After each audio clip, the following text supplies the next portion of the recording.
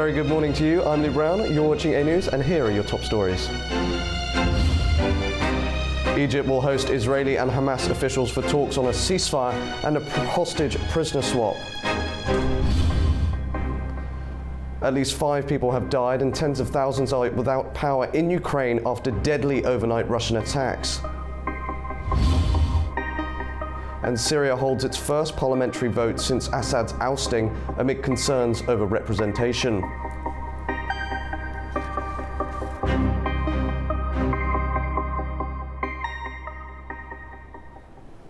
Good morning. Talks to end the war in Gaza are progressing as Egyptian officials prepare to host key meetings on Monday.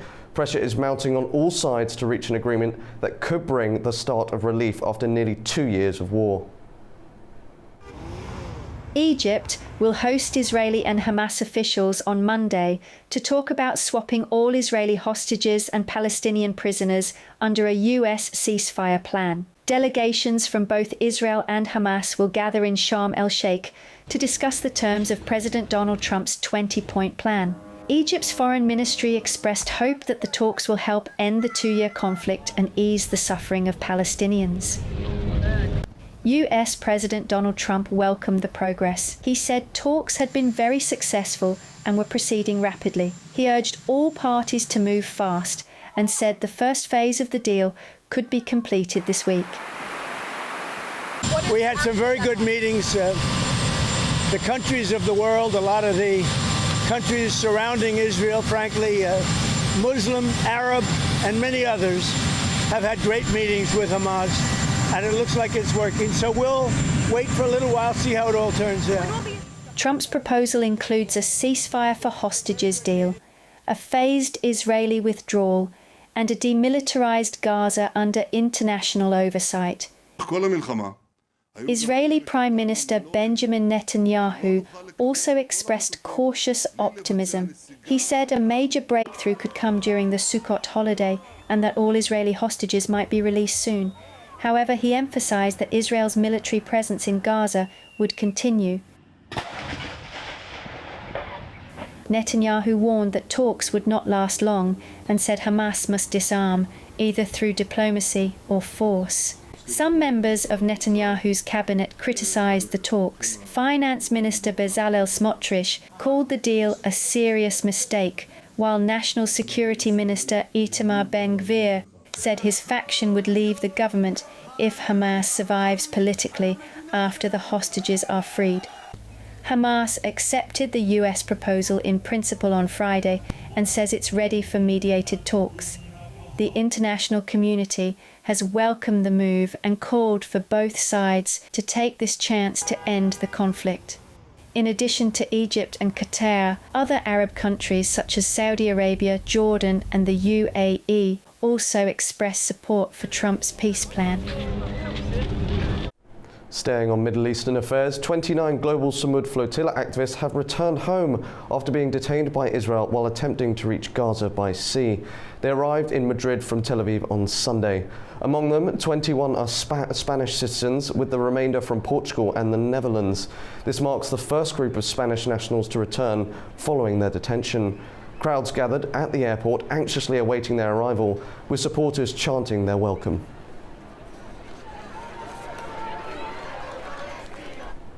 Now, humanitarian conditions in Gaza remain dire, with displaced families struggling to survive as the situation on the ground remains tense. The calls for an end to the conflict are growing louder as hopes rise for a possible ceasefire. Displaced Palestinians sheltered in makeshift tents and lined up to collect water in central Gaza, as Israeli military operation continues despite growing talk of a possible ceasefire. Many said they were still waiting for promises of peace to turn into action. Yes, we received Trump's decision that everyone agreed to the new suggestion, and we were happy and joyful in the hopes that we will go back. But unfortunately, we do not see any change to the situation. We don't know what action to take. What shall we do? Shall we remain in the streets? Shall we leave? Frustration was echoed by others. We are not included in their calculations. We were lost between Israel and the political parties. Regardless of the circumstances or the results, we want an end to the war.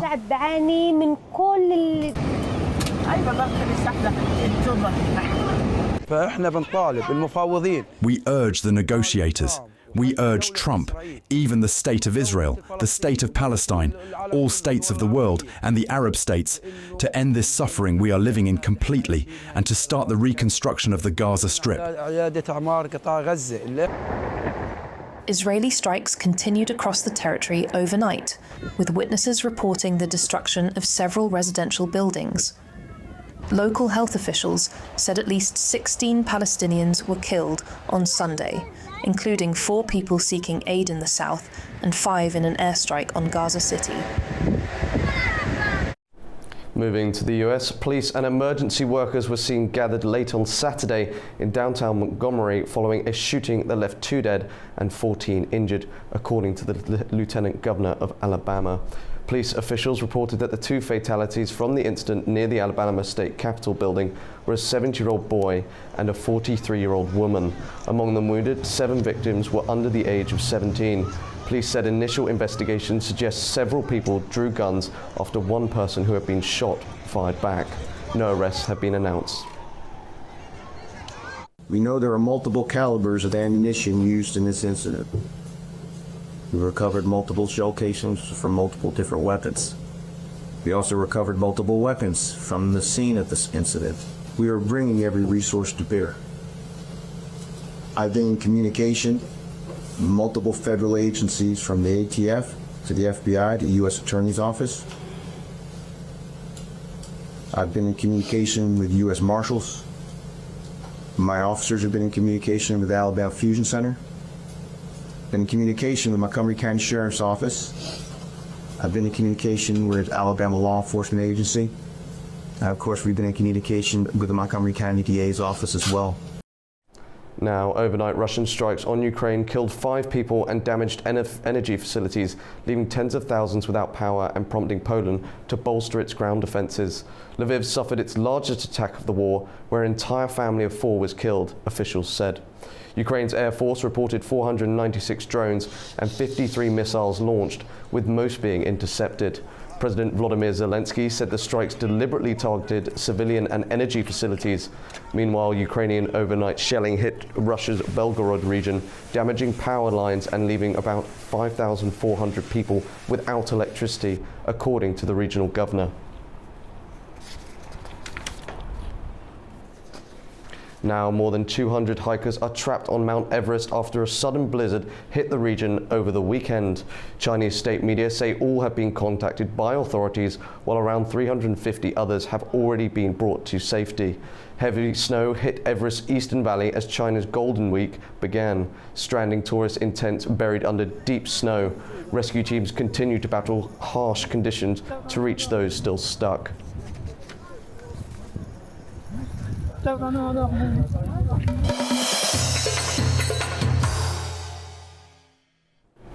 Now, Syria has taken a step toward forming its first parliament since the fall of Bashar al-Assad.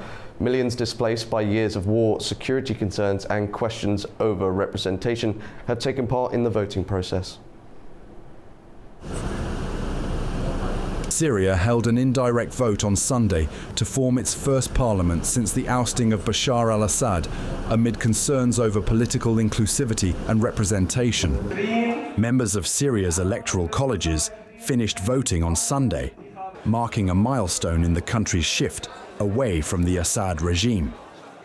The ballot will determine nearly 2/3 of the 210-seat parliament. The remaining third will be formally selected by President Ahmed al-Sharaa, who came to power after his rebel offensive toppled Assad in December. The head of Syria's higher electoral committee, Mohammed al-Ahmed, said that after the primary results are announced, a report would be submitted to the president to begin the selection of the remaining third of the seats, and during that period, candidates would have the opportunity to submit objections. Reactions among Syrians are mixed. Frankly, I am not hopeful for anything. I have no hope for anything at all. Nothing. I hope that something will happen for the better. I wish as a person that something will happen for the better, but I have no hope for anything at all. I do not know. I do not feel that anything new will happen that will move us forward so that the coming days will be better than the past. I wish for that to happen, but I do not know. These are the first elections that Syrians are participating in since the fall of Bashar al-Assad. We hope that they will proceed towards the better, God willing, through integrity and through people who will be competent for all of Syria, not just for the city of Aleppo. The second thing is that we hope, God willing, that it will be a prelude to the upcoming People's Assembly elections through the full participation of the Syrian people through voting and candidacy. 2/3 of the 210-seat assembly are chosen by electoral colleges representing different regions, with 1,570 candidates approved by Al-Shara's appointed committee. The new People's Assembly will be tasked with updating old laws, passing new legislation, drafting a constitution, and preparing for direct elections within the next 3 to 5 years. During the Assad era, women held just 6 to 13% of seats, and parliament was dominated by the Ba'ath Party. Female and minority representation today remains limited, with female candidates making up 20% in only a quarter of constituencies and less than 10% in half. No quotas exist. Earlier we spoke with Lamiz Jadid, an expert on Middle Eastern affairs, who said that this is a crucial moment for Syria.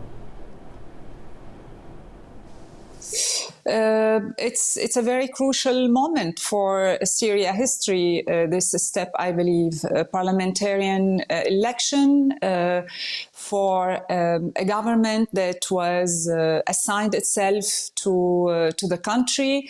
It will give more legitimacy to the government, of course, if it went as for all Syrian aspiration now, for being.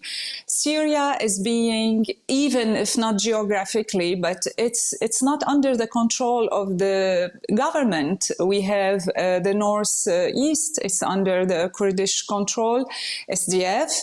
We have the south under the Israeli control now. We don't know about the Druze, how they will vote. We have distrust between the west of the country, the Alawite region, and the government. So we are speaking about crucial moment for the country, for the government, for the people, and we hope that it will include, not exclude, the Syrians. We know, for example, the Kurdish eternal is that they don't have a Syrian identity, for example. They wanted always to be Syrian, and until today they are not considered to be Syrian. And the government in Damascus, they have doubts if any election will happen under the control of the SDF. Is it going truly to be equally representing all the Kurdish voices? So there is trust, and this is between parties. Yes, it was really to a good place for Syria history. Just if there is some goodwill behind the government action, behind the president, what the president truly meant from the legislation of this election, because until today, what we know is third part of the elected parliamentarians, they will be assigned by him, and the other 2/3, they will be assigned by a council that will be assigned by him, and this council has the right to choose people they know and they approve to be the good Syrian or the Syrians that got the trust of the regime in Damascus. So we are recycling, in a way, an old regime, but in an Islamic version that might not give the power to the people, but the whole power is in the hand of God, and the wilaya, it's the representative of God in a political way, let's say it, in the parliament. So it's some kind of shura, it's a council of shura where they could counsel themselves and where they could decide for the future of the country. Now, Iran has approved a major change to its currency system, aiming to remove 4 zeros from the rial after years of high inflation. But while officials see it as a step towards simplifying transactions, many citizens remain unconvinced about its real impact. Iran's parliament has approved a plan to remove 4 zeros from the national currency to simplify transactions after years of high inflation. Inflation above 35% has weakened the rial to around 1,150,000 to the dollar, making everyday transactions complicated. The approval was announced by state media on Sunday after lawmakers resolved objections from the Guardian Council to pass a long-debated bill. Head of Parliament's Economic Commission, Shamsuddin Hossain, said the currency will remain the rial and the changes will not happen overnight. He added that the central bank has up to 2 years to prepare for the reform, followed by a 3-year transition period when both old and new denominations will circulate. However, Iranians expressed their concerns and doubts over the impact of the measure. Removing any number of zeros will not have any effect on the country's inflation. The root of inflation is elsewhere. What is bothering our people now is inflation, not a few zeros. It would cost a lot of money to reprint the notes. How many years would it take? 2 years? 4 years? 10 years?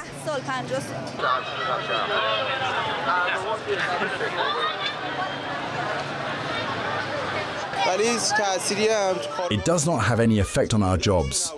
Whether it happens or not, it has been a few years since we removed these zeros ourselves. I don't know if it is economically justified or not, but my personal opinion is that it cannot have any effect on inflation. Several countries have taken similar steps to drop zeros in response to soaring inflation, but the effectiveness of such measures continues to spark debate with the public. Staying with Iran, Foreign Minister Abbas Araghchi said that the Cairo agreement with the International Atomic Energy Agency is no longer valid following the UN snapback sanctions. He said the new circumstances have complicated negotiations and reduced Europe's role. Araghchi added the attacks on Iranian nuclear facilities and other security threats made the Cairo deal insufficient. Tehran has now signed a new technical cooperation framework with the International Atomic Energy Agency. Now, local elections in Tbilisi did not go as planned. Hundreds of protesters gathered outside the presidential residence with 5 organisers arrested. The government called the events an attempted coup, while the opposition urged peaceful demonstrations to continue. Our Nini Nikoleshvili reports from the Georgian capital.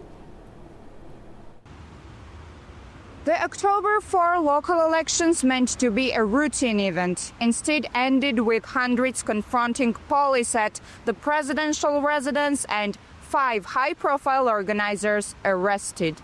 A dramatic and for many deeply deflating climax to months of heated rhetoric and a threatened revolution that never materialized.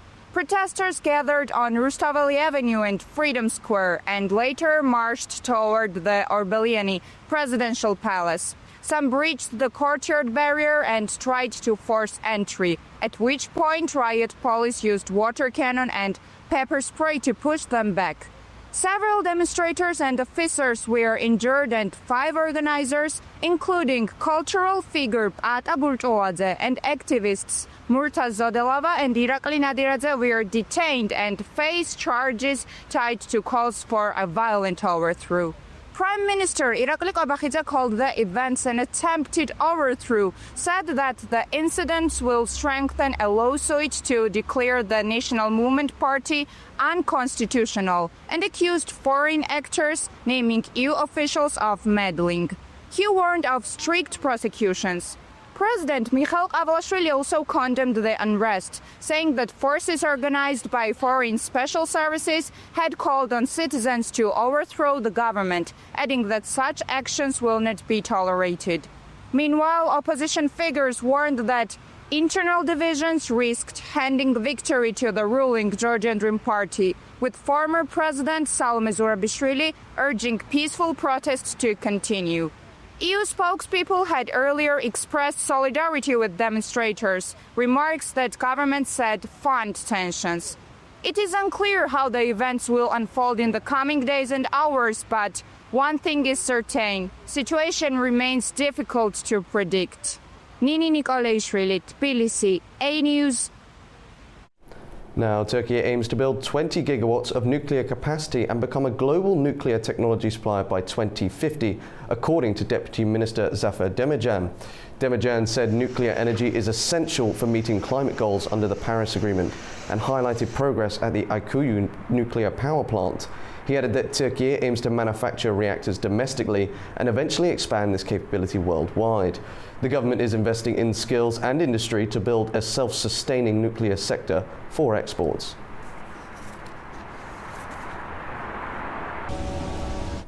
Now, Turkey is taking major steps to strengthen its energy security and diversify natural gas supplies. Energy and Natural Resources Minister Alparslan Bayraktar has confirmed that new liquefied natural gas agreements with the United States are worth $43 billion, with shipments scheduled from 2027 through to 2045. The deals are part of a broader push to secure cost-efficient and reliable energy sources for the country. Turkey is boosting energy security with new U.S. LNG deals worth $43 billion set for delivery from 2027 to 2045 as part of efforts to secure affordable and reliable energy. Speaking at a local meeting in the northern city of Samsun, Energy and Natural Resources Minister Alparslan Bayraktar said Turkey continues to face a significant energy import burden and highlighted the importance of building a well-balanced supply portfolio to ensure stability and affordability. He noted that the country's strategy centers on sourcing energy from reliable and competitively priced partners. During President Recep Tayyip Erdogan's visit to the United States, Turkey's state-run pipeline and energy company Botas signed two major LNG import deals, one with Swiss-based trader Mercuria and another with Australia's Woodside Energy. Both agreements cover gas sourced from the United States. The deal with Mercuria involves nearly 70 billion cubic meters of natural gas, with 4 billion cubic meters to be delivered annually through to 2045. The agreement with Woodside Energy covers 5.8 billion cubic meters, set to begin in 2030, and will continue for 9 years. Bayraktar said Turkey continues to receive pipeline gas from Russia, Iran, and Azerbaijan, while also securing additional supplies from Turkmenistan. He added that the new LNG deals with the United States will further diversify these energy mix alongside Turkey's own production. He emphasized that while domestic gas discoveries have helped reduce import dependence, Turkey will maintain a balance between local production and foreign supply to meet growing demand. Now it's time to catch up on all the latest from the world of sports. Joining us is our Nick Summerby with updates from Formula One and football. A thrilling weekend of action, so let's dive straight in. It was an action-packed race week in Singapore for the F1 teams. Which teams stood out, which drivers stood out, and who's gaining momentum now, Nick? Yeah, it really is. Got to say at the moment, there's 6 races to go, and it's going to finish off in Abu Dhabi. And we can't help but say, after the wonderful show at Azerbaijan in Baku, we all of a sudden moved our attention to Singapore. And you're thinking with Verstappen, just won back-to-back victories, obviously one in Baku as well. And you're thinking, can he, from a real outside opportunity, can he go and win the championship? Well, he finished off in second. The big race after that is Lando Norris. Lando Norris is driving very aggressively. Him and Piastri in the first couple of laps get very close to each other, that they actually connect together. Let's not forget that they're both in the same team. They should be working together. At the end of the day, it's about McLaren winning the championship, but there's a real urgency now. You're starting to see the fight. Congratulations to George Russell as well. A fantastic race from him. He led to the start, to the finish, but we're just watching in the background. We're watching to see Lando Norris is hungry. He wants it. Verstappen is starting to get the feel for it. For every victory you get 25 points. At the moment, Verstappen is 63 points away. Lando Norris, 22. Watch this space. We move next to Austin, Texas, but it is getting exciting. 6 to go. Anything can happen. I'm still suffering from the Baku hangover, metaphorical hangover that is. And Nick, as a Chelsea fan, all I would do is want to talk about Esteval's last-minute goal and our new golden boy, but we have to touch on other things to do with the Premier League. So can you give us a rundown of what we missed and what happened on the weekend? Now you've tuned it up nicely. Straight away, Esteval, what a strike. Liverpool are getting a taste of their own medicine. All of a sudden, Liverpool, they're known for winning games of football, and then the last dying seconds, well, it's happened now. It was Crystal Palace last weekend. They got beat in the midweek as well against Galatasaray. Surely Chelsea haven't really got into gear this year, but I think with Maresca, the manager, he can set teams up to win. We saw in the World Club Cup what they did against Paris Saint-Germain, and I tell you what, there's a fighting spirit there. If they can just keep that on a consistent level, it's a huge result. To all of a sudden beat Liverpool 2-1, question marks are being asked for the first time with Liverpool. Manchester United get a victory, so that's a bit of breathing space for Amarin. At the top of the league is Arsenal. Arsenal beat West Ham, and it was, I don't think we expected any more than that. Manchester City won. Take Haaland out of Manchester City. There doesn't seem to be any goals. That's 12 goals for him so far. Wolves still looking for their first victory. Newcastle and Forest. Forest, you're getting close to that relegation battle from everything last season, from thinking, wow, here we go, the good old days are back. It's not looking so at the moment. Jack Grealish gets the victory against Crystal Palace at home. Great to see Jack back. Great to see him, and hopefully we see him getting back into the England setup as we edge towards the World Cup. And Aston Villa with another victory as well. Also, you've got to say Thomas Frank at Tottenham. Wow, he's suited. You can see the difference. You can see the stability. Big result. They've got bad form against Leeds at Ellen Road. They won 2-1, so they're right in the mix. And what we're seeing in the Premier League now is it's maybe not going to be about the top two going away and getting 90, 100 points or whatever. It's a lot more of a competitive league, so we're seeing a lot of shock results. So exciting. But at the moment, it's Arsenal. Can Arsenal go all the way and eventually get their hands on that trophy? But a long way to go. Like I say, as a Chelsea fan, I do hope not. But let's look at other sports news now. You mentioned wrestling to me the other day. Yeah, well, in the Konja Olympic Sports Complex, it's a wonderful time. That's the CSI Games. You've got Abazov, who won a gold medal, and Rasaid as well, who won a bronze. And also, just going away from that, I think we have to mention as well about Quarryback. What outstanding performances we're seeing them in the Champions League. That's 2 victories, by the way. They're 6th. They beat Copenhagen 2-0 and Benfica before Jose Mourinho went there. So as local sport goes, it is really starting to heat up, and especially Quarryback, we look to see them. They're 6th now. You've got the likes of PSG, Real Madrid, Inter Milan, Arsenal in front of them. They're up with the big boys. So they've got a lot of important games coming up. I think Napoli's one of them. Chelsea's one of them as well. So as a sport at the moment in Azerbaijan, all our attention, we're looking at them because things are really happening. It's starting to heat up. Well, thank you very much, Nick, for speaking with us today, and we look forward to the sports update next week. That's your news update from all of us in the studio. Thank you for watching, and stay tuned to A News.